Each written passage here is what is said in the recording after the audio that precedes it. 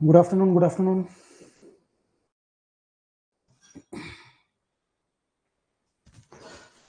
Hello my dear students, audio video सभी को clear आ रहा है? एक बार कंफर्म कर दें, फिर शुरू करें क्लास।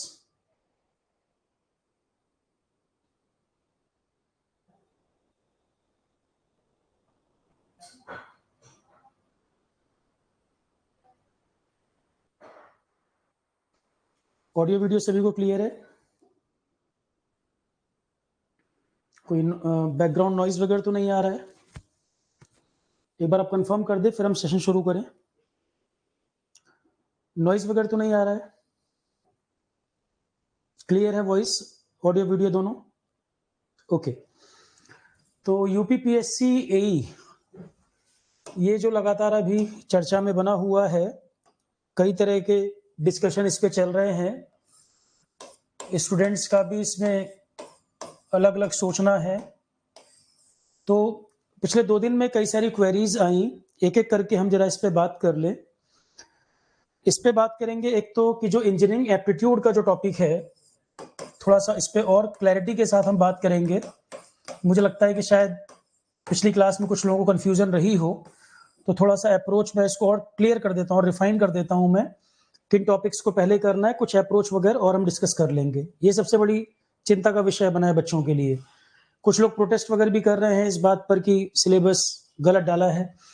देखो, सबसे पहले मैं अपना स्टैंड इस पे क्लियर कर दूं कि जो पैटर्न बनाया है, जो सिलेबस बनाया है, बिल्कुल ठीक नहीं है। सिलेबस ठीक नहीं बनाया गया। जैसे मैंने पहले भी कहा कि ऐसा लगता है जैसे नशे में सिलेबस बना दिया गया हो, कि देख ही नहीं रहे हैं क्या पूछ रहे हैं। कि एक तरफ इंजीनियरिंग की टेक्निकल नॉलेज चेक करनी है, डिपार्टमेंटल वर्क क्या है, टॉपिक क्या क्या पूछते चले जा रहे हैं। तो जो सिलेबस बनाया गया है वो बिल्कुल ठीक नहीं है। ये क्लियर स्टैंड है मेरा, इस पे कोई बात नहीं, क्लियर कट बात है। दूसरी बात है कि अब तो रियलिटी है कि भाई सिलेबस बन गया, लोग प्रोटेस्ट कर रहे हैं, तो ये चेंज होगा नहीं होगा, अब वो तो मुझे नहीं पता। कमीशन प्रेशर में कोई जवाब लेगा या नहीं लेगा, मुझे नहीं पता इसके बारे में।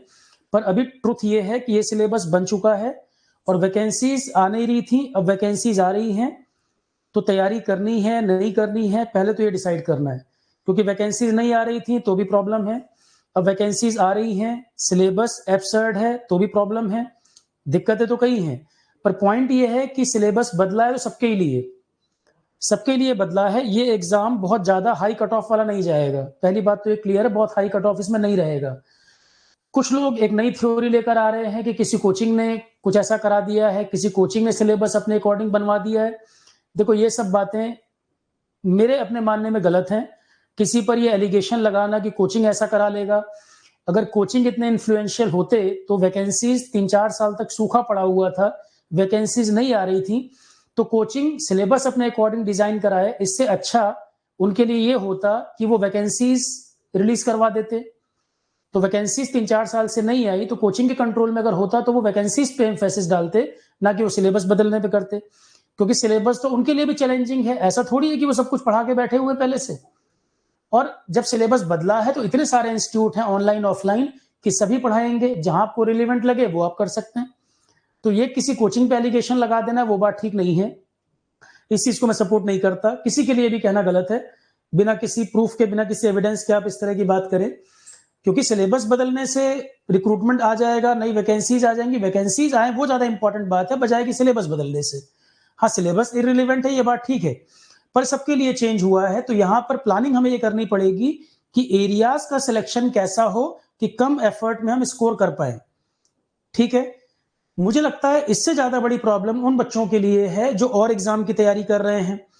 जैसे कि जो मैक्सिमम मैं समझ पा रहा हूं, जहां तक अभी जो पेपर हुए हैं, जैसे आरआरबी सीबीटी 1 हुआ है। अब जो बच्चा यहाँ 70 के आसपास स्कोर कर रहा है, तो वो इस कंफ्यूजन में है कि सर मैं इस फॉर्म को कैसे कर पाऊंगा, सिलेबस तो बहुत अलग है। क्योंकि 70 प्लस स्कोर कर रहा हूं तो मुझे सीबीटी 2 की तैयारी करनी है। एक क्राउड तो ये है जो ये बच्चे परेशान है। एक बच्चे को ये भी ऑब्जेक्शन था, सर क्राउड क्यों कह रहा है, एस्पिरेंट कहिए। तो किसी भी कम्पिटिटिव एग्जाम में 90% तो क्राउड ही है, 10% एस्पिरेंट है। हर बच्चा सिंसियर नहीं है। आप एक बार नोटिफिकेशन बता दीजिए कि ये सिलेबस है, बहुत लोग सिलेबस भी नहीं पता और तैयारी कर रहे हैं। तो जब मैं ये बात कहता हूं कि क्राउड, तो 90% क्राउड ही है किसी भी एग्जाम में, 10% एस्पिरेंट हैं जो सिंसियर हैं। पेपर के 1 महीने पहले तक बहुत लोगों को सिलेबस भी पूरा नहीं पता होता। जब कोई टॉपिक डाला जाता है, सर ये सिलेबस में है कि नहीं, ये पूछते हैं। तो 14 साल जब हो गए तो मैं सोच समझ के शब्दों को इस्तेमाल करता हूं इसीलिए, ठीक है, क्योंकि बड़ा आसान हो गया जज बनना, किसी के भी शब्दों को पकड़ लिया जाए और उस पर ज्ञान देने लगा जाए। कोई भी ऐसा नहीं है कि दिन भर में 24 घंटे कुछ बोले और उसकी हर लाइन पे कोई कंट्रोवर्सी ना बना दी जाए। तो पॉइंट है कि जो आपका टारगेट है उस पर फोकस किया करिए बजाय कि फालतू बातों के, ठीक। एक कमेंट बच्चे का मुझे दिखा था ऐसा यूट्यूब वाले उसमें, इसलिए मैंने ये बात की। तो आरआरबी सीबीटी 1 जो बच्चे 70 प्लस स्कोर कर रहे हैं, सीबीटी 2 उनको देना है। एक बात तो ये है, एक एस्पिरेंट है जिनका गेट का पेपर बिल्कुल सर पे है। अब वो परेशान है कि सर ये पेपर अब ये बीच में आ गया, वैकेंसीज ज्यादा है, प्रोफाइल भी ठीक है, हमको ये देना है एग्जाम। कुछ बच्चे हैं जो इंजीनियरिंग सर्विसेज वाले हैं और कुछ बिगिनर हैं। यही तो 3-4 कैटेगरी है ना कि जहां पे जो स्टूडेंट है परेशान है कि सर किसको कैसे टारगेट करें। देखो आरआरबी सीबीटी 1 में 70 प्लस स्कोर जो बच्चा कर रहा है उसको पहला टारगेट सीबीटी 2 रखना चाहिए, क्योंकि इस एग्जाम की डेट हमें नहीं पता। अगर ये पेपर 3 ही महीने में हो जाएगा तो आप इसको छोड़कर इसको टारगेट थोड़ी करोगे। और यहां पर भी प्रीलिम्स होगा, फिर मेंस होगा, फिर इंटरव्यू होगा। तो एक जगह जहां चांस है कि सीबीटी 1 आप क्वालिफाई कर रहे हो, 70 प्लस स्कोर जा रहा है, तो ऑब्वियस सी बात है जहां पहली स्टेज क्वालिफाई हो रही है सीबीटी 2 को प्रायोरिटी दोगे। तो आरआरबी वाले जो बच्चे जिनका पेपर अच्छा गया है सीबीटी 2 टारगेट करें पहले। ये क्लियर हो गई बात, ये बाद में रखें, सेकेंडरी रखें इसको, क्योंकि इसकी डेट नहीं पता। अगर 3-4 महीने में हो जाएगा तो यहाँ पर कुछ नहीं हो पाएगा और ये भी चला जाएगा। तो पहले जो हमारे कंट्रोल में है उस पर हम टारगेट करेंगे। सीबीटी 1 अच्छा हुआ है, सीबीटी 2 टारगेट करो, ठीक है। कोचिंग के पोस्टर, होर्डिंग, वीडियो देखकर मतलब प्लान करो कि मैं ये बैच लूंगा, कि मैंने यूपीपीएससी एई के लिए टारगेट बना दिया और आप ब्लाइंडली फॉलो करने लग गए कि आरोहण पे तो बढ़िया करा दिया जाएगा, यही बैच ज्वाइन कर लें। अरे आप डिसाइड करो, कोचिंग किसी को घर से पकड़ के नहीं ला रहा एडमिशन के लिए। और मैं तो खुद ही ये बात को कह रहा हूं कि पहले देखो कि आपके लिए रिलेवेंट है बैच या नहीं, पहले इसको कैटेगराइज करना है। अगर कोचिंग प्रमोशन कर रहा है और आप एडमिशन ले रहे हो तो आपकी भी तो गलती है कि आप बिना एनालिसिस के एडमिशन ले रहे हो। किसी का बिजनेस मॉडल है, कोई प्रमोशन कर रहा है तो गुनाह नहीं कर रहा है, वो तो अपना काम करेंगे। पर आप अगर कोई चीज परचेस कर रहे हो, कोई कोर्स एनरोल कर रहे हो, तो ये तो आपको देखना है कि भाई रिलेवेंट है या नहीं। हर दोष दूसरे पे डाल देना का कोई मतलब नहीं है, क्योंकि इमेच्योर क्राउड नहीं है ना, कोई 7वीं 8वीं क्राउड नहीं है। ये मैच्योर क्राउड है, अपने आप से डिसीजन लेना है। मैं हमेशा बोलता हूं सबसे पहला समय खुद को दिया करो। 10 मिनट दिन में लाइट बंद करके आराम से ठंडे दिमाग से बैठा करो, विचार किया करो, अपना इंटरनल आपका जो मन है, आपकी जो कंसाइंस है उसकी आवाज सुना करो, अंतरात्मा की आवाज सुना करो। मैक्सिमम डिसीजन आपकी लाइफ के कैसे भी हो, प्रोफेशनल पर्सनल, ज्यादातर जवाब आपको मिल जाएंगे और आपके केस में वही वर्क करेंगे, बजाय कि बार बार दूसरे की तरफ देखते रहो जवाब के लिए। मैक्सिमम जवाब आपको आपके अंदर से मिलेंगे, पर आप अपने को समय नहीं देते, हमेशा यूट्यूब पे यहां वहां भागते रहोगे अलग अलग वीडियो के लिए और 10 लोगों की बात सुनोगे, कंफ्यूज होगे। सबसे बेहतर है अपनी आवाज सुनिए कि मुझे क्या करना है। पहली कॉल आपकी होनी चाहिए कि मुझे ये करना है कि नहीं करना है, किसी को सुनकर नहीं कि जो वैकेंसी आए सबके पीछे भाग रहे हो, चाहे वो आपके लिए रिलेवेंट हो या ना हो। ये अपने आप से पूछना है कि मेरा क्या लेवल है, भाई मैं थोड़ा बहुत टेक्निकल में ठीक हूं कि नहीं, मुझे इस तरह के सब्जेक्ट में इंटरेस्ट है कि नहीं, एग्जाम टेक्निकल दूं कि नॉन टेक्निकल दूं, ये सब डिसीजन तो आप लोगे। मैक्सिमम फॉर्म आप क्राउड को देखकर भरते हो कि यूपीपीएससी एई का वीडियो आया, 2 दिन में 10,000 15,000 20,000 व्यू हो गए, सब इसका मतलब फॉर्म भरेंगे तो मैं भी भर दूंगा। कई लोग डिसीजन ऐसे लेते हैं, तो वो चीज वर्क नहीं करेगी। इसीलिए कंपटीशन में 90% क्राउड है, 10% रियल एक्सपीरियंस है। कुछ बातें हार्श लग सकती है, मैं चाहता हूं कि लगे और आप सही डिसीजन लो। कठोर बातें कहीं कहीं मैं इसलिए कह रहा हूं कि क्लियर डिसीजन लो, यस और नो में डिसीजन लो, अटके मत रहो बीच में। तो ये क्राउड जो है सीबीटी 2 टारगेट करे, क्योंकि इसका तो सर्टेन है कि रिजल्ट आ जाएगा, एग्जाम टाइम बहुत नहीं मिलेगा। और सीधी सी बात है, जो जीएस आप यहां पढ़ोगे वो जीएस आपका यूपीपीएससी फॉर्म डाल देना। फॉर्म इसलिए डाल देना, हो सकता है एग्जाम 6 महीने बाद हो जाए, बहुत बार एग्जाम पोस्टपोन भी कितने सारे होते हैं। तो फॉर्म भरे रहोगे तो आगे ये अपॉर्चुनिटी बनी रहेगी, फॉर्म डाल देना, कोई ज्यादा कॉस्ट का है नहीं। तो जीएस जो पढ़ोगे वो आपका पहले ही रेडी रहेगा। यहाँ पर टेक्निकल जो एरिया है वो आपको हेल्प कर देगा। हिंदी कम टाइम में तैयार हो सकता है, सिर्फ बात आएगी इंजीनियरिंग एप्टीट्यूड की, उस पर भी चर्चा करेंगे। तो काफी एरिया ये बच्चे भी अगर एग्जाम में गैप मिल जाएगा तो तैयार कर सकते हैं। गेट वाले जो स्टूडेंट हैं, भाई गेट तो बिल्कुल सर पे है। अगर टेस्ट सीरीज में नंबर ठीक आ रहे हैं, टेक्निकल आप तैयार कर चुके हैं और आपको खुद से पता है कि मेरा कमांड टेक्निकल में हो गया है गेट लेवल का, अब मुझे बताइए गेट आपका 1.5 महीने में गेट होने वाला है, तो बिल्कुल नए सिरे से कंफ्यूज होकर ये सोचोगे क्या पहले? अरे भाई पूरे साल तैयारी की तो गेट दोगे ना, पहले ये टारगेट करो, फॉर्म डाल दो इसका। फॉर्म डाल के छोड़ दो, पर अभी नॉन टेक के चक्कर में मत पड़ना, आप गेट को टारगेट करो। जिनकी गेट की टेस्ट सीरीज अच्छी जा रही है, सब्जेक्ट पे कमांड है, एक ही 2 सब्जेक्ट रह गए, मैक्सिमम पढ़ चुके हैं और गेट को टारगेट करके चल रहे हो भाई, तो गेट दो ना पहले। क्यों इसके चक्कर में पड़ रहे हो आप? गेट अच्छे से कर लीजिए, क्योंकि इसकी डेट हो सकता है 2-4 महीने गैप और मिल जाए। ठीक है, गेट देना है जिनकी तैयारी अच्छी है, 70-80% सिलेबस रेडी है, टेस्ट सीरीज ठीक जा रहा है, गेट टारगेट करना है। कंफ्यूजन उनको है जो बीच लेवल पे अटके हुए हैं कि गेट की तैयारी 40% है, अब कंफ्यूज हो रहा हूं, ये करूं कि ये करूं। एग्जाम कभी नहीं निकलेगा अगर एक साथ 10 एग्जाम टारगेट करोगे। कई बार 4 साल तैयारी हुई, 5 साल तैयारी हुई, कोई पेपर नहीं निकला। उसका एक ही रीजन है, ऐसे फॉर्म भरना जिनका पैटर्न बिल्कुल अलग अलग है और सारे फॉर्म भर रहे हो। एक ही कारण है 4-5 साल में पेपर नहीं निकलने का कि सारे एग्जाम के चक्कर में पढ़ रहे हो और जिनका सिलेबस बहुत डिफरेंट हो। एक साथ उन्हीं फॉर्म को भरना चाहिए जिनका 80% सिलेबस कॉमन हो, उन्हीं फॉर्म को एक साथ भरना चाहिए 80% सिलेबस अगर मैच करता हो। नहीं तो एक साथ 50 एग्जाम के चक्कर में नहीं पढ़ना, नहीं निकलेगा। सबकी रिक्वायरमेंट अलग अलग है। इंजीनियरिंग सर्विसेज वाले जो बच्चे हैं, काफी क्राउड गेट वाला कॉमन है, तो टेक्निकल पहले वो कमांड कर रहे हैं, ईएससी के लिए फिर वो नॉन टेक टारगेट कर रहे हैं। ईएससी के लिए नॉन टेक में सबसे पहले उनको मैथ्स एप्टी तैयार करना है। अगर ईएससी टारगेट है, मैथ्स एप्टी अच्छा किए बिना ईएस में जीएस क्वालिफाई करना बड़ा मुश्किल हो जाएगा, क्योंकि स्कोरिंग एरिया है। सबसे पहले मैथ्स एप्टी करना है और वो यूपीपीएससी एई में नहीं है। ईएस वालों को मैथ्स एप्टी पहले रेडी करना है, क्योंकि ये गेट में भी आएगा, ईएससी जीएस में भी हेल्प करेगा। ये जब रेडी हो जाए तो बाकी बातें। ईएससी के बाकी सब्जेक्ट जो हैं वो कॉमन है, आपके इंजीनियरिंग एप्टीट्यूड में भी कॉमन है और यहाँ भी कॉमन है। तो ईएससी वाले जो टारगेट कर रहे हैं, टेक्निकल तो गेट के लिए भी कॉमन, ईएससी के लिए भी। और ईएससी की तैयारी जो कर रहे हैं तो आज शुरू नहीं किए होंगे, ऑलरेडी साल भर तैयारी चली होगी। नॉन टेक में मैथ्स एप्टी सबसे पहले, क्योंकि गेट ईएससी दोनों में आना है, स्कोरिंग भी यही है यहाँ पर। ठीक है, तो ईएससी के जो सब्जेक्ट कॉमन है, जून से पहले पहले ईएससी अगर देना है तो ईएससी का नॉन टेक तो पढ़ोगे। ईएससी अगर देना है तो ईएससी का नॉन टेक तो रेडी करोगे।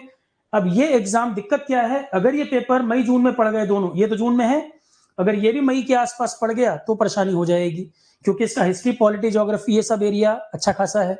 तो उसका भी एक सॉल्यूशन बताऊंगा मैं कि कौन कौन से सब्जेक्ट मिनिमम क्या क्या कर लिया जाए। सारा नहीं भी कर पाएंगे, कम टाइम में भी डिसीजन लेना हो तो क्या करना चाहिए, अभी मैं उस पर बात करूंगा। और बिगिनर जो है उसके लिए सारी फील्ड नहीं है, बिगिनर के लिए सारा कुछ नया है। अब बिगिनर कितने टाइम में, ऑप्टिमम सॉल्यूशन का मतलब क्या, कितने टाइम में कितना तैयार कर पाएगा, ये दिमाग लगाना है भाई। यही 4 कैटेगरी के बच्चे हैं ना जो लगातार कमेंट करके यूट्यूब पर परेशान है या क्वेरी भेज रहे हैं कि सर कैसे करें। इसके अलावा कोई है तो मुझे बताए। एमटेक वाले जो हैं, तो एमटेक वाला सिर्फ एमटेक नहीं कर रहा होगा, एमटेक के साथ वो ईएस या कोई एग्जाम की तैयारी साथ साथ चल रही होगी। और एमटेक वाले हैं तो टेक्निकल अगर उनका तैयार है तो 6 महीने, अगर ये पेपर देखो, अगर कोई बिगिनर बच्चा है और बिगिनर ये कह रहा है कि सर कितने टाइम में तैयार मैं कर पाऊंगा, तो आपको प्रीलिम्स की अगर मैं बात करूं, प्रीलिम्स में टेक्निकल तो पढ़ना नहीं है। प्रीलिम्स के लिए तो टेक्निकल नहीं पढ़ना ना। आपकी मेन परेशानी है सर प्रीलिम्स में क्या करूंगा मैं। प्रीलिम्स का जो सिलेबस है और जो कट ऑफ जाएगी सबके लिए, क्योंकि नया है ये, कट ऑफ जो जाएगी, सेफ साइड की तैयारी आपको करने में समय मैं जो मिनिमम बताऊंगा कि मिनिमम इतना कर लोगे तो कम से कम प्रीलिम्स अच्छा कर लोगे। 4 मंथ्स की तैयारी अगर कोई डेडिकेटेड यूपीपीएससी एई के लिए कर लेता है, काफी कुछ कवर कर लेगा। प्रीलिम्स के लिए, प्रीलिम्स की बात कर रहा हूं मैं, इसमें अच्छा खासा कवरेज वो कर लेगा, क्योंकि 4 महीने की तैयारी में 100% सब्जेक्ट नहीं, कम से कम मिनिमम उतने सब्जेक्ट हो जाएंगे कि औरों से बेहतर आप स्कोर कट ऑफ के ऊपर रहोगे। प्री में जितना क्वालिफाइंग रहेगा उससे ऊपर मिनिमम टाइम। तो मैं ये मान के चल रहा हूं, अगर ये पेपर 4 महीने भी समय दे दिया, प्रीलिम्स क्वालिफाई करने भर का टाइम यहाँ है, पर कंडीशन ये कि आप इसकी डेडिकेटेड तैयारी कर रहे हो या कोई और एग्जाम की तैयारी कर रहे हो। तो कॉमन सब्जेक्ट क्या क्या बन सकते हैं, परमुटेशन कॉम्बिनेशन लगाएं तो यही बनता है, और टाइम इससे ऊपर देना चाहिए। अब कम से कम सिलेबस इन्होंने ऐसा डिसाइड किया इररिलेवेंट टाइप का, तो कम से कम इनको टाइम ज्यादा देना चाहिए, 6 महीने से ऊपर इसमें होना चाहिए। ठीक है, अगर नहीं भी होगा तो मिनिमम इतने टाइम में प्रीलिम्स क्वालिफाई करने भर का स्कोर कैसे बनेगा वो मैं बता रहा हूं आपको। ठीक है, दोनों बातें मैंने बताई, अगले पॉइंट पर आते हैं। अब सब्जेक्ट इररिलेवेंट में क्यों कह रहा हूं, जैसे सिविल सर्विसेज में एक सब्जेक्ट आता है एथिक्स, पढ़वा तो आप इतने साल से एथिक्स रहे हो, और आए दिन कितने टॉप ब्यूरोक्रेट हैं करप्शन के चार्जेस में फंस रहे हैं। एथिक्स पढ़ाने से कोई एथिकल हो जाएगा क्या? इतने सब्जेक्ट आप पढ़वाते हो, इंजीनियर से आप उम्मीद करते हो कि नासा का पूरे को टॉप साइंटिस्ट के बराबर नॉलेज हो जाए, तो इतना कुछ पढ़वा लेते हो, रिलेवेंट है कि नहीं? एथिक्स पढ़वाने से कोई एथिकल हो जाएगा? और जो लोग बैठ के सिलेबस प्लान किए हैं, खुद कितने एथिकल मोरल है अपने अंदर झांक के देखें। किसको नहीं पता इंडिया में टॉप टू बॉटम करप्शन भरा पड़ा है? किसी विभाग में चले जाओ, ये कोई रॉकेट साइंस बोल रहा हूं मैं। करप्शन हमारे यहाँ रूट में कितना इंटरनल इन्वॉल्व है, किसको नहीं पता है ये? तो एथिक्स पढ़ाने से जिम्मेदारी पूरी हो जाएगी या एथिक्स सिलेबस में डाल देने से काम पूरा हो जाएगा? और इतने एथिकल लोग हो जाते तो ब्यूरोक्रेसी में इतना करप्शन क्यों होता है? और ब्यूरोक्रेसी क्या, आप किसी बाबू से भी काम नहीं करा सकते सरकारी विभाग में? करा के देख लीजिए, पता लगेगा। तो सब्जेक्ट, और इस तरह से कितने सब्जेक्ट आप ऐड कर देते हो, उनकी यूटिलिटी क्या है, जरा ये भी चेक करना चाहिए। ठीक, अब मैं उन सब्जेक्ट पे बात कर लूं, सीधे टू द पॉइंट उन सब्जेक्ट की बात कर लें कि भाई क्या क्या हम अप्रोच करें। देखो, अब जो बच्चा आरआरबी की तैयारी कर रहा है, मैं सीधे सीधे प्रीलिम्स की बात कर रहा हूं, मेंस की बात मैं भी नहीं कर रहा हूं। प्रीलिम्स से ही ज्यादा चैलेंजिंग लग रहा है लोगों को। इसमें आप मुझे ये बताओ, जो मैंने सब्जेक्ट पढ़ाए हैं प्रीलिम्स में, जीएस, हिंदी और आपका इंजीनियरिंग एप्टीट्यूड,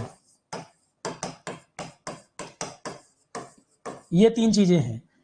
जीएस में कुछ करो नहीं करो, 3 सब्जेक्ट सीक्वेंस लिख देता हूं मैं। सबसे पहले इंडियन पॉलिटी, पॉलिटी जो मैंने पढ़ा रखा है, अगर कवर कर लोगे लाइन टू लाइन क्वेश्चन मिल जाएगा आपको। 1-2 क्वेश्चन नहीं कह सकता मैं, 25 में से पॉलिटी जितना आएगा 1-2 क्वेश्चन छोड़ के पॉलिटी बाकी बन जाएगा आपका। क्लास में जो मैंने नोट्स भी दिए हैं, पढ़ाया भी हुआ है। पॉलिटी के बाद दूसरे नंबर पे करना हिस्ट्री, और तीसरा टॉपिक कर लेना ज्योग्राफी। ज्योग्राफी 26 लेक्चर हैं, हिस्ट्री के 30-32 लेक्चर हैं। ये 3 सब्जेक्ट तो पहले ही कर लो, क्योंकि आरआरबी सीबीटी 2 के मतलब का भी है, और यहां पर भी 25 क्वेश्चन जो आएंगे, ये 3 पहले। लाइफ साइंस, फिजिक्स, केमिस्ट्री के चक्कर में ज्यादा मत पढ़ना। यहाँ मिनिमम सब्जेक्ट कैसे करने हैं, तो जब आप इसको टारगेट करोगे, इतना जब कंप्लीट करते जाओगे, तब मैं आगे का गाइड करूंगा। मिनिमम ये तो पहले करना है, पॉलिटी, हिस्ट्री, ज्योग्राफी। ये 3 जब हो जाए, चौथा रखना है जीके एंड करंट अफेयर, क्योंकि बड़ा सब्जेक्ट है इसलिए बाद में रख रहा हूं। तो जितना एग्जाम को टाइम मिलेगा, जितना रेडी हो पाए उतना रेडी कर लो, यही कर सकते हैं बेस्ट हम। तो पॉलिटी, हिस्ट्री, ज्योग्राफी ये पहले करने हैं, और जीके एंड करंट अफेयर पहले चौथे नंबर पे करना है। पीडीएफ क्लास में ऑलरेडी दिए हुए हैं, लेक्चर भी सारे प्रॉपर बने हुए हैं, इतना कवर करना है। क्लास करने के बाद कोई डाउट आए, ऐप पर, यूट्यूब पे कहीं भी पूछ सकते हैं, कोई भी किसी की क्वेरी हो। हालांकि डाउट रहते नहीं है मेरे पढ़ाने के बाद, बहुत कम डाउट आता है। कहीं डाउट आए तो भी कोई प्रॉब्लम नहीं है, मेल भी कर सकते हैं, यूट्यूब पे ही पूछ सकते हैं, या ऐप में जो क्वेरी का वो बना हुआ है उसमें ही पूछ सकते हैं। ठीक है, टेलीग्राम ग्रुप वगैरह भी लिंक सब यूट्यूब डिस्क्रिप्शन में डाल भी देंगे। ये वीडियो यूट्यूब पे जाएगा तो यूट्यूब डिस्क्रिप्शन में आपको बैच जो चल रहा है आरोहन का, उसका लिंक, टेलीग्राम ग्रुप वगैरह के लिंक भी अवेलेबल रहेंगे। ठीक है, एक बात हो गई, ये मिनिमम ये पहले कर लेना है। लाइफ साइंस, फिजिक्स, केमिस्ट्री को लास्ट रखो, पहले ये सीक्वेंस रखना है। सीक्वेंस ये रखना है। जनरल हिंदी बहुत स्कोरिंग है। अगर किसी को लगता है कि सर आरआरबी सीबीटी 2 हो गया, अब मेरे पास टाइम बच रहा है और मैं सबसे पहले क्या कर लूं, हिंदी आप, अगर आप 1 वीक भी बैठ गए और डेली 3 घंटे भी दे दिए, हिंदी आप 1 हफ्ते में 3 घंटे रेगुलर लगा के कवर कर सकते हैं। क्योंकि आपका हिंदी बेसिक भाई आपकी नेचुरल लैंग्वेज भी है, हाई स्कूल तक आपने पढ़ भी रखा है, और मिनिमम टाइम में तैयार हो सकता है।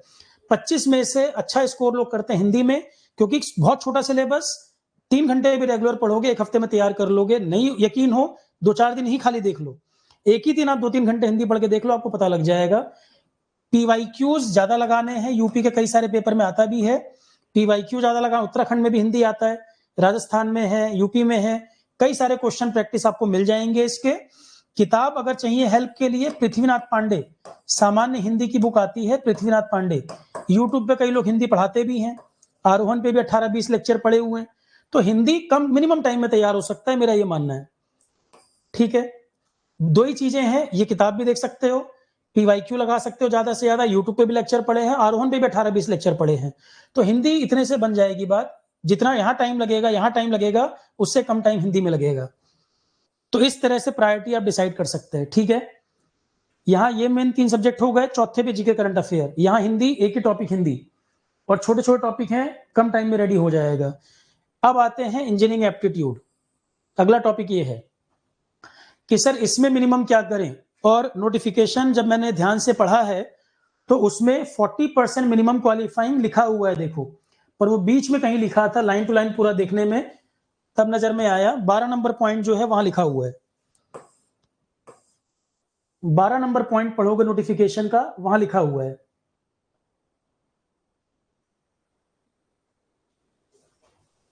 और नोटिफिकेशन मैंने कहा था ध्यान से पढ़ना है, कई छोटी छोटी बातें बीच बीच में लिखी हुई हैं, तो नोटिफिकेशन ध्यान से पढ़ने की जरूरत है।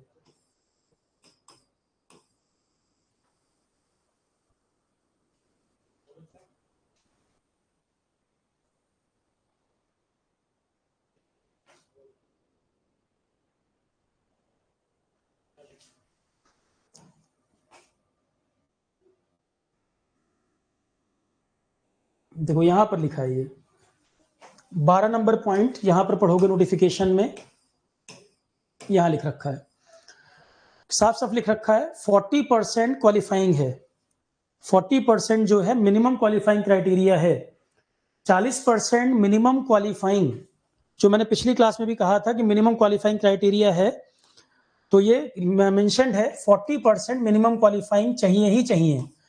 अच्छा, मैं इसमें एक लाइन आपको और बोल देता हूं, ये 40% मिनिमम क्वालिफाइंग सेफ साइड के लिए मैं आपको बता रहा हूं, जो मेरी समझ है, सेफ साइड के लिए 40% जीएस सेक्शन, 40% हिंदी और 40% एप्टीट्यूड, ये दिमाग में रखा जाए। 150 का 150 क्वेश्चन है 300 मार्क्स के, उतने का फ्लैट 40% मिनिमम पासिंग कह रहा है, या ये सेक्शन में भी कह रहा है 150 में 25-25 100, तो रिस्क अवॉइड करने के लिए कि ऐसा ना हो जाए, पता लगा ऐसी कंडीशन लगा दे कि हिंदी में 40% नहीं आया तो भी डिस्क्वालीफाई कर गए, भले यहाँ 70% आ जाए, तो ऐसे कुछ रिस्क को अवॉइड करना है। कई पेपरों में ऐसा भी होता है, सेक्शनल वो लगा देते हैं लिमिट, कंडीशन बहुत लगा रखी है। तो 40% जीएस, 40% हिंदी, 40% एप्टीट्यूड, मतलब मिनिमम 60 मार्क्स, 60 मार्क्स नहीं, 100 क्वेश्चन है 200 नंबर के, तो 80 नंबर मिनिमम। और यहां पर भी 40% क्लॉज दिमाग में रख के चलना, सेफ साइड पहले से मैं बता रहा हूं, लिखा है कि नहीं लिखा उस पर नहीं जा रहा हूं मैं, इन्होंने 40% लिख दिया ओवरऑल, पर वो सेक्शन वाइज भी इंप्लीमेंट कर देंगे तो फंस जाएंगे, दिक्कत हो जाएगी, ये भी दिमाग में रखना है। और 1/3 निगेटिव है, ये भी बोला हुआ है, 1/3 निगेटिव है, ये भी इन्होंने कह रखा है, ठीक है, निगेटिव मार्किंग 1/3। अब आ जाते हैं इंजीनियरिंग एप्टीट्यूड वाले टॉपिक पर, कि सर सबसे बड़ी जो आफत बना हुआ है यही बना हुआ है, इसमें क्या करना है। इसमें मैं आपको इंजीनियरिंग एप्टीट्यूड की बात जो करूं, सीक्वेंस क्या रखना है, देखो कि क्या सीक्वेंस फॉलो करें सर कि यहां समस्या दूर हो जाए। देखो ये है 22 सब्जेक्ट टोटल है, इसमें 22 टॉपिक में सारे टॉपिक लेंदी नहीं है, कई टॉपिक हैं जो मुश्किल से 10-10 पेज के टॉपिक भी नहीं होंगे, ऐसे भी हैं कई सारे, और सबके लिए पैटर्न ऐसा है, तो 22 के 22 टॉपिक कोई नहीं करके जाएगा, ठीक है। कई सारे हैं कॉमन जो कई लोगों, कुछ लोगों ने पढ़ रखे होंगे। एग्जाम्पल के तौर पर इंजीनियरिंग सर्विसेज वाले जो बच्चे हैं या जिनकी जो ब्रांच है, मैं फिर रिपीट कर रहा हूं, जैसे सिविल वाले बच्चे हैं, पिछली क्लास में भी कहा था मैंने, सिविल वाला जो क्राउड है वो पहला टॉपिक ड्राइंग, फिर रिपीट कर रहे हैं, देखो तो जो टेक्निकल ब्रांच है आपकी, जो पिछले वीडियो में बताया था, पहले वो सब्जेक्ट अलग कर लो, कम टाइम में आप वो तैयार कर सकते हो, तो 22 में से 2-4 तो अलग हो जाएंगे। जैसे ड्राइंग सिविल का, भाई 604 में से 50% वैकेंसी, 40 से 50% तो अकेले सिविल की होगी। इसके अलावा वाटर रिसोर्सेज एंड कंजर्वेशन, कुछ क्वेश्चन आपके यहां से बनेंगे। प्रोजेक्ट मैनेजमेंट, पर्ट सीपीएम वगैरह का टॉपिक 5 नंबर आपको हेल्प करेगा, इसका नेचर आपसे मैच कर रहा है सिविल से। उसके बाद आपका एक टॉपिक इसमें है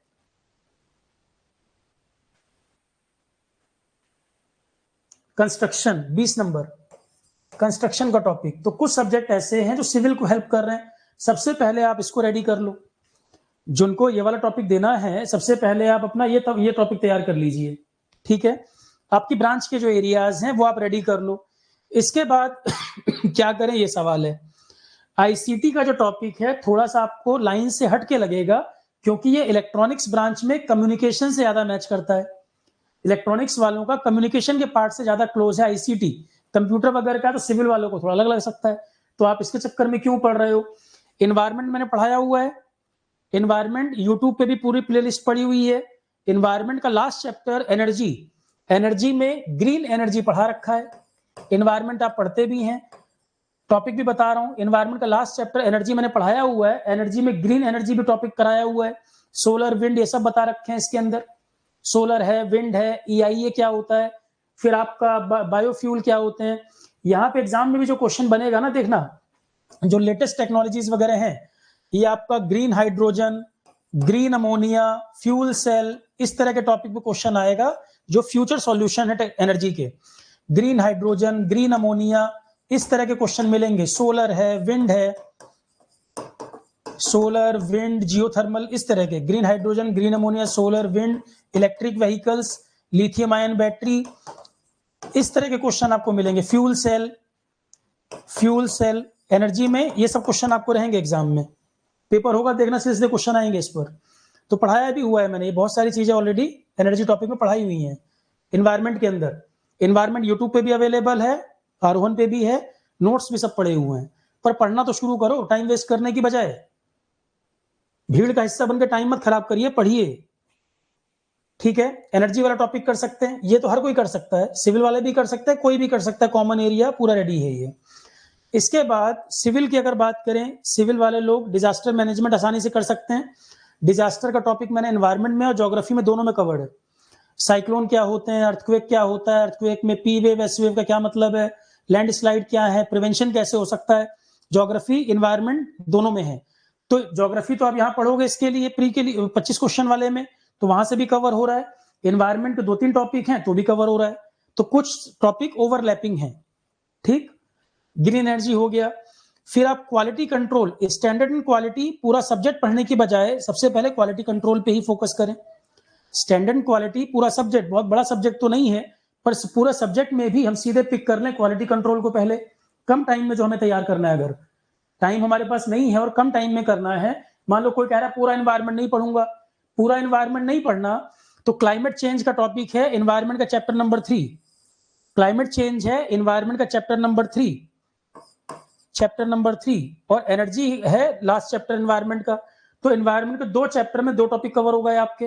पूरा नहीं पढ़ना तो पहले 2 टॉपिक कर लेना, कम टाइम में अगर अप्रोच बनानी है तो ऐसे कर सकते हैं। और कई टॉपिक ऐसे हैं जो मैं कह रहा हूं 10 घंटे के भी नहीं है, छोटे छोटे टॉपिक हैं। और प्रीलिम्स में आपको टेक्निकल का बर्डन नहीं है, प्रीलिम्स पेपर में टेक्निकल नहीं आएगा। तो यहां पर कुछ हो ना हो, आप अपने टेक्निकल सब्जेक्ट और छोटे छोटे टॉपिक पहले तैयार कर सकते हो। ग्रीन एनर्जी, क्लाइमेट चेंज हर एग्जाम में आता है, और शायद ही कोई बच्चा हो जो एनवायरमेंट मेरे से पहले नहीं पढ़ रखा हो। मेजॉरिटी बच्चे ऐसे हैं जो पहले ही पढ़ रखे हैं, पर क्योंकि पैटर्न एकदम से अलग हो गया तो पैनिक सिचुएशन हो गई, कई टॉपिक एकदम से अजीब से लगे। अब जैसे जैसे टाइम बीतता जाएगा, कंटेंट रेडी होने लगेगा, फिर धीरे धीरे कंफर्टेबल हो जाएंगे। पर परेशानी यही है कि बच्चों के जो और एग्जाम साथ में लगे हुए हैं, वो टाइम इस पे नहीं दे पा रहे हैं। अगर इसकी डेट क्लियर हो जाए तो और अच्छा हो जाता कि कब पेपर होने वाला है, उस हिसाब से प्लान करना आसान हो जाता है। IPR का टॉपिक CGPRTM वाले पेपर को मैंने पढ़ाया था, 7 लेक्चर हैं, उससे बाहर क्वेश्चन बहुत रेयर चांस है कि उससे बाहर जाएगा। CGPRTM में भी लोगों ने चेक कर लिया, 20 में से मेंस में 17 क्वेश्चन करके आए हैं वहां से।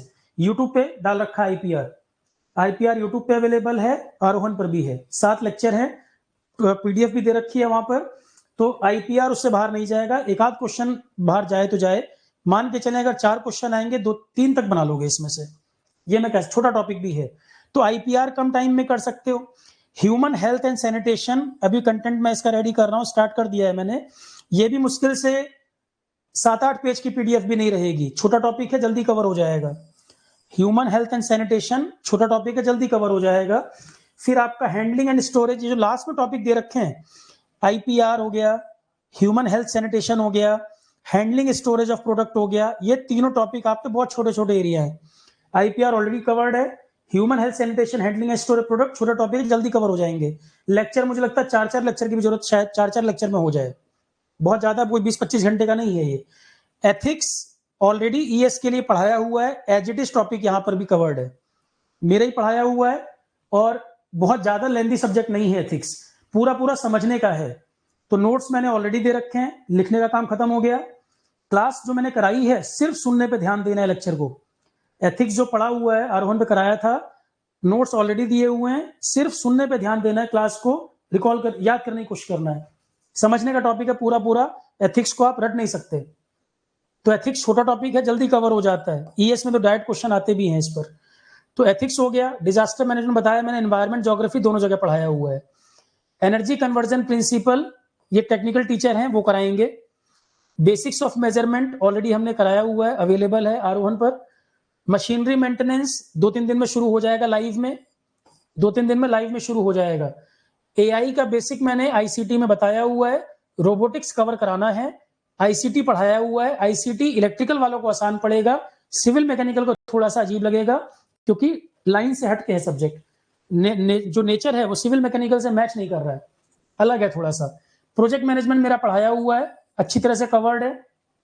नागराजन इसकी अच्छी किताब मानी जाती है, नोट्स भी मैंने उसी से बनवाए थे प्रोजेक्ट मैनेजमेंट के। तो इसमें PERT, CPM, tendering, planning, contract, ये सब कवर्ड है। बेसिक्स ऑफ प्रोजेक्ट मैनेजमेंट और ऑलरेडी रेडी है, अच्छी तरह से कवर्ड है। इंजीनियरिंग मटेरियल्स में 50% जो मैकेनिकल का पार्ट है, 40% इलेक्ट्रॉनिक्स का है, 10% सिविल का है। तो मटेरियल जिसकी ब्रांच को मैच कर रहा है, सूट कर रहा है, मैकेनिकल वगैरह वाले पहले कर सकते हैं। थर्मोडायनेमिक्स मैकेनिकल वालों के लिए ज्यादा आसान है। थर्मो में भी सारा नहीं पढ़ना, लेक्चर तो मैंने काफी दे दिए हैं, आपको सारा नहीं पढ़ना। उसमें थर्मोडायनेमिक्स के basic law, entropy, enthalpy, definition based question, क्योंकि 120 मिनट में 150 क्वेश्चन करने हैं तो क्वेश्चन लेंथी नहीं होंगे। वो बेसिक चीजें पूछेगा, पर एरिया इतने हैं इसलिए परेशानी की बात है। तो कई टॉपिक हैं जो सिलेबस छोटा छोटा है, जहां पर वो हम रेडी कर लें। तो अब इस तरह से अगर आप प्लान करोगे तो आपको समझ में आएगा कि अगर 4 महीने का भी टाइम मिलता है, आराम से आप उतना एरिया रेडी कर लेंगे और क्लास से क्वेश्चन आपको दिखेंगे। नोट्स भी उसकी पीडीएफ बना के मैं दे दूंगा, तो जो मेरे वाले एरियाज हैं उनमें आपको लिखने की जरूरत नहीं पड़ेगी।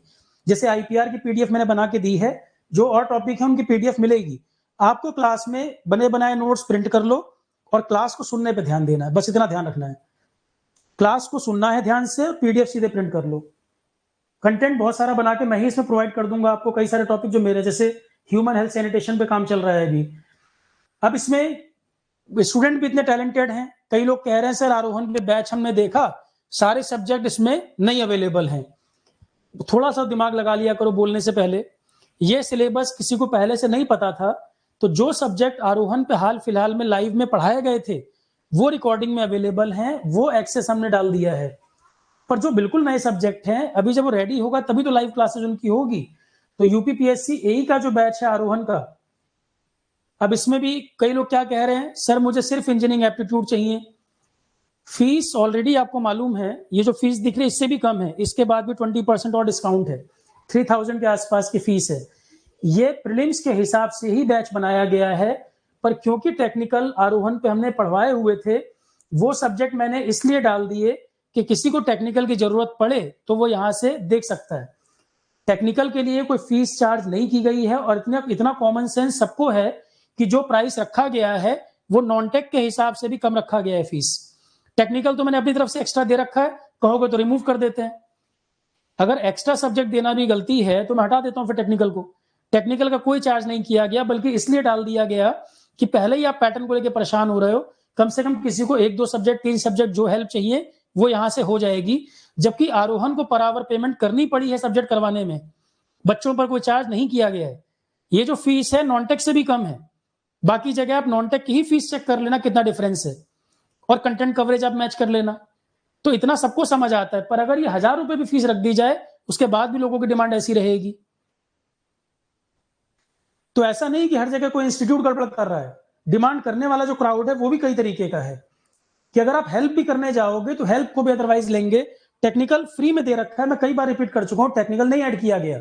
आप कहो तो मैं टेक्निकल रिमूव कर देता हूं उसमें से, पर कई बच्चे ऐसे होंगे जो हैवी फीस नहीं अफोर्ड कर सकते, उनको टेक्निकल सब्जेक्ट चाहिए, और टेक्निकल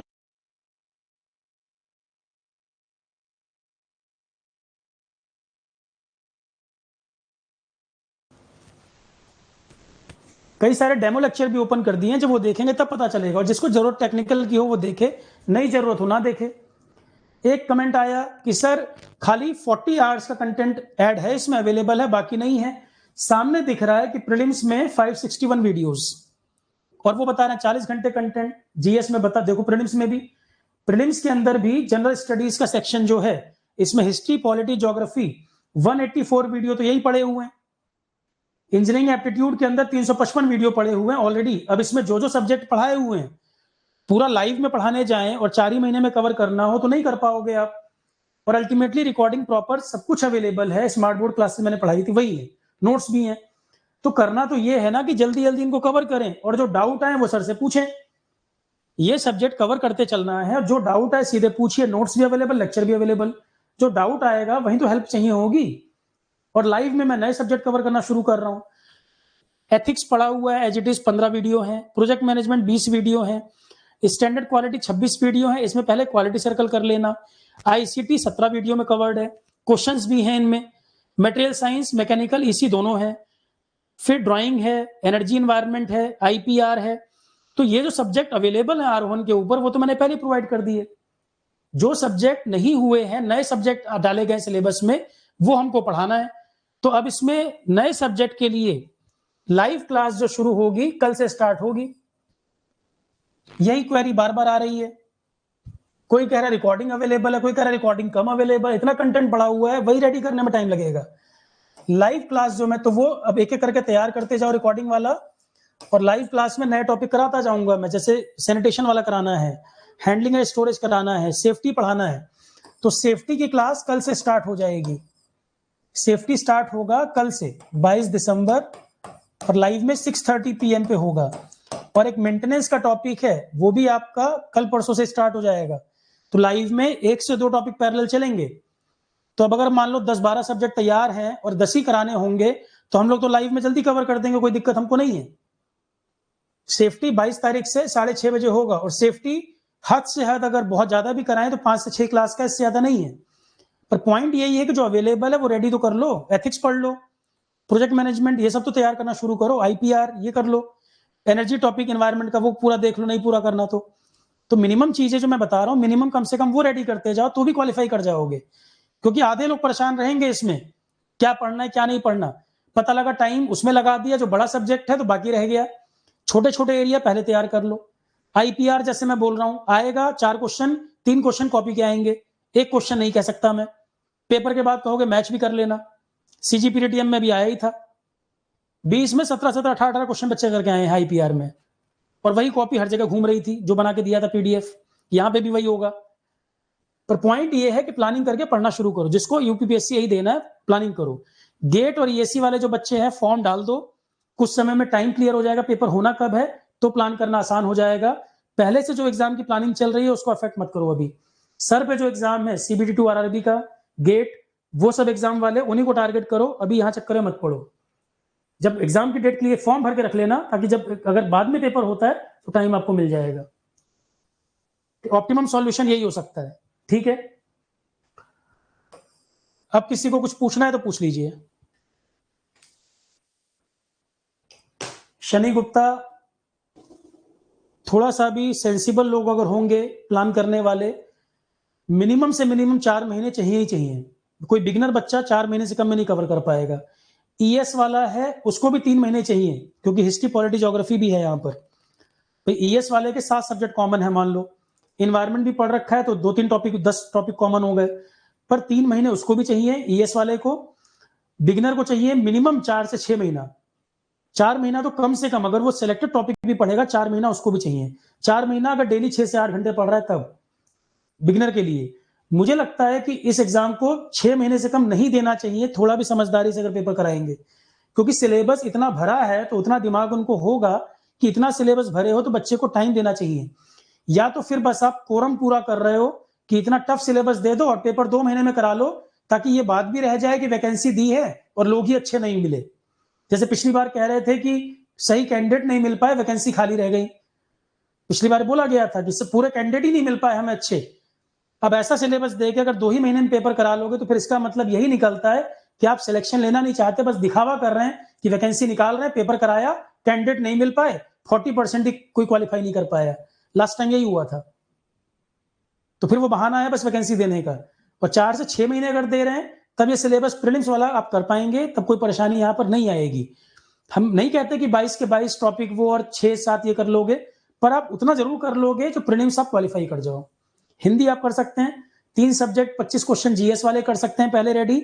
और इंजीनियरिंग एप्टीट्यूड में से सेफ साइड में छोटे छोटे टॉपिक भी करोगे तो अगर मैं 100 घंटे भी पकड़ूं 10-10 घंटे का टॉपिक पकड़ूं और 100 घंटे में 10-12 टॉपिक 100 घंटे में कवर हो सकता है, छोटे छोटे सब्जेक्ट जो है वहां पर। तो प्लानिंग करके चलना पड़ेगा, कम टाइम में जिसको करना है। अब क्योंकि पेपर पोस्टपोन भी होते हैं, हो सकता है डेट ही 8 महीने के बाद दे, जैसे आरपीएससी एई में सिलेबस बहुत भर दिया पर पेपर में टाइम काफी दे दिया, तब वो किसी को परेशानी नहीं आएगी।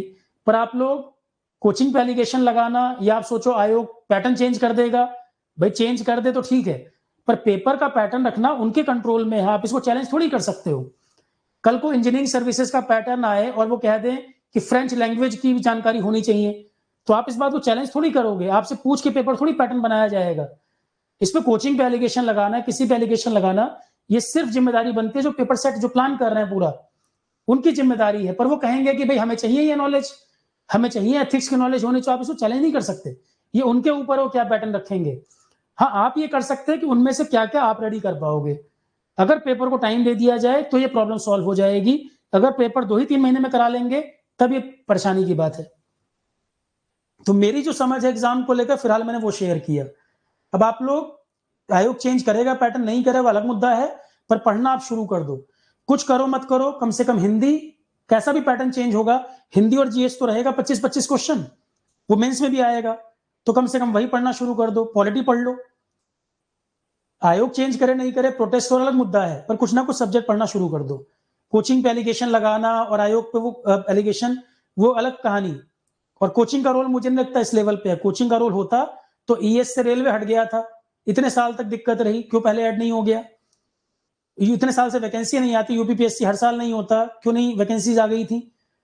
तो कोचिंग पे एलिगेशन लगा देना सबसे आसान काम है, आपने किसी पे एलिगेशन लगा दिया, वैकेंसी आई है तो कम से कम मिनिमम चीजें जो पढ़ सकते हो पढ़ लो, पेपर भरना है तो भरो, एग्जाम में टाइम मिल जाएगा तो कर पाओगे। हाँ, 2 ही 3 महीने में हो गया तो कोई रोबोट नहीं है, 2-3 महीने में सारा नहीं हो सकता है। कोई बिगिनर है सोचे 3 ही महीने में कर लूंगा, नहीं पॉसिबल है, क्लियर कट बात है। तो अपने अकॉर्डिंग बैठकर डिसीजन लीजिए कि मुझे क्या करना है, कैसे प्लान करना है, ठीक है। कोई डाउट अब इसके बाद किसी का रह गया हो, यूट्यूब पे कमेंट में डाल सकते हैं, आरोहन पे भी पूछ सकते हैं, या अभी लाइव में जो बच्चे कनेक्ट है वो पूछ सकते हैं। प्री और मेंस में गैप कितना होगा नीतीश, पहले से अभी नहीं पता है मुझे, 2 से 3 महीने तो होना ही चाहिए प्री और मेंस के बीच में, 2 से 3 महीने मिनिमम, 3 महीने तो होना ही चाहिए। और टेक्निकल सब्जेक्ट बहुत ज्यादा क्वेरी आ रही है, ओनली इंजीनियरिंग एप्टीट्यूड करना है सर, मैं फिर कह रहा हूं जो हमने बैच प्लान किया है वो मैंने प्री के हिसाब से ही बनाया है, टेक्निकल मैंने अपनी तरफ से दे दिए हैं सब्जेक्ट आरोहन पे जो हमने कराए हैं हाल फिलहाल में, वो इसलिए दे दिए हैं कि बहुत बच्चे ऐसे हैं जो कोई बड़े इंस्टीट्यूट में नहीं पढ़ रखे होंगे या टेक्निकल नहीं रेडी होगा, तो आरोहन पे जो कराया गया कम से कम वो उनको हेल्प हो जाए, इसलिए टेक्निकल ऐड किया है। आप कहोगे मैं रिमूव कर दूंगा, हटा देंगे, टेक्निकल प्री का ही बैच है, फीस भी प्री के हिसाब से रखी गई है, मेंस के हिसाब से नहीं। वो एडिशनल मैंने अपनी तरफ से डाला है कि कम से कम कुछ राहत हो जाए, नहीं तो फिर आप बहुत हैवी फीस आपको पे करनी पड़ेगी अलग अलग जगहों पर उसी चीज के लिए। पर हेल्प करना भी एक ऐसा हो गया है कि जैसे लग रहा है कोई क्राइम हो रहा है, हेल्प करना भी गलत हो गया है कि उसको भी लोग अदरवाइज समझ रहे हैं। ठीक है चलो class, thank you all of you. Live class मैंने बताया सेफ्टी कल से स्टार्ट होगा, और जो सब्जेक्ट रेडी हैं उनको आप ऑलरेडी पढ़ना शुरू कर दीजिए, एथिक्स आईपीआर ये सब पढ़ना शुरू कर दीजिए। शनि गुप्ता, पढ़ने की कैपेसिटी सबकी अलग है, मैं 8 घंटे यूनिफॉर्म बोल दूं जरूरी नहीं है, कोई 4 घंटे में अच्छा आउटपुट ला सकता है, कोई 8 घंटे में, आपकी जो कैपेसिटी है जितना प्रयास आप कर सकते हैं वो आप करिए।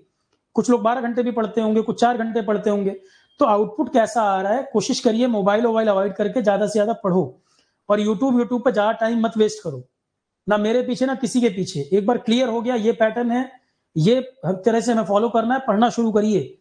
आप उस दौर में जी रहे हैं जहां सोशल मीडिया का डिस्ट्रैक्शन बहुत ज्यादा है, मोबाइल व्हाट्सएप, एक बार मोबाइल बजा 2 घंटे खा गया। इफेक्टिव टाइम मोबाइल को छोड़ के पढ़ने पे दे दोगे तो भी टाइमली कवर कर लोगे, 1 महीने बाद सिचुएशन अलग होगी। बहुत लोग कंट्रोल नहीं कर पाएंगे, टाइम वेस्ट करेंगे, फिर बाद में परेशान होंगे, सबको गालियां सुनाएंगे यहां वहां जाके, अपने आप को नहीं देखेंगे कितना टाइम वो बाकी चीजों में वेस्ट कर रहे हैं।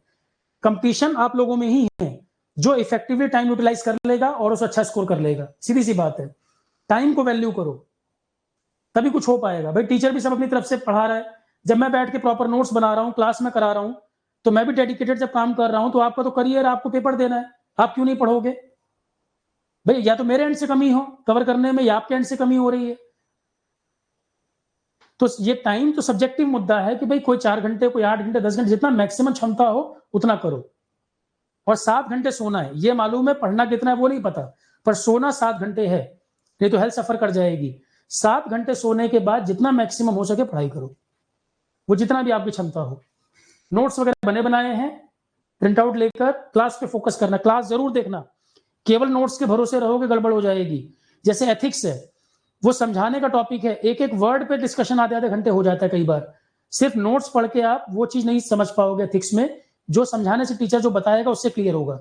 अब मैं एथिक्स में कोई स्टोरी बताई मैंने, तो पूरी स्टोरी थोड़ी नोट्स में लिखी होगी। लेक्चर को नोट सब्स्टिट्यूट नहीं कर सकता, नोट्स तो आरोहन की वेबसाइट पे ही पड़े हुए हैं, पर लेक्चर ज्यादा इंपॉर्टेंट है। डेमो लेक्चर भी कई सारे ओपन कर दिए हैं, 2-4 लेक्चर भी देखोगे समझ आ जाएगा। किसी को कुछ नहीं समझ आए, इन यूट्यूब पे भी इन्वायरमेंट, आईपीआर, 2-3 टॉपिक यूट्यूब पे ही पड़े हुए हैं प्लेलिस्ट में। डिसीजन लेना हो कि आरोहन ज्वाइन करना नहीं करना, पहले वो वीडियो देख लो। किसी को सिर्फ वही टॉपिक चाहिए तो वहां अवेलेबल भी है, नोट सारे वैसे ओपन कर रखे हैं, आरोहन वेबसाइट पे मिल जाएंगे। पर लेक्चर को सिर्फ नोट सब्स्टिट्यूट नहीं कर सकता। ठीक है, चलो class, thank you all of you.